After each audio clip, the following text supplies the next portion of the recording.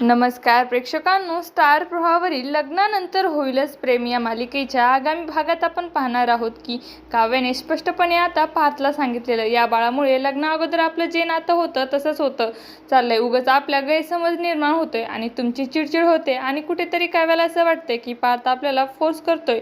तर इकडे नंदिनीचे रिपोर्ट्स आलेले आहेत आणि त्यात लिहिलंय की नंदिनी कधीच होऊ शकत नाही. त्याचमुळे जीवा आता नंदिनीपासून रिपोर्ट लपवत असतो, पण मात्र शेवटी नंदिनीला सत्य कळतं. तर जीवा नंदिनीला म्हणतो की तुला वाईट वाटून घेण्याची काही गरज नाही. बऱ्याच लोकांना मुलं होत नाही, मग ती लोक काही खचून जात नाही. आपण दुसरा ऑप्शन चूज करूया. आई बाबा होण्यासाठी जीवा नंदिनीची धडपड सुरू असते. तर दुसरीकडे टेन्शन घेऊन आता काव्य आजारी पडते. तेव्हा मित्रांनो, म्हणून आपण काव्या ही जीवाला सांगते की मी आई होण्यासाठी अजूनही रेडी नाहीये, पण मला कोणीही समजून घेत नाही. सध्या मला माझ्या स्वप्नाकडे झेप घ्यायची आहे. खरं तर हेच आहे की आता मला बाळ नको. हे मला पार्थ माझा अजिबात ऐकून घ्यायला तयार नाही. तर नंदिनी काव्याला या बाबतीत मदत करण्याचं ठरवते.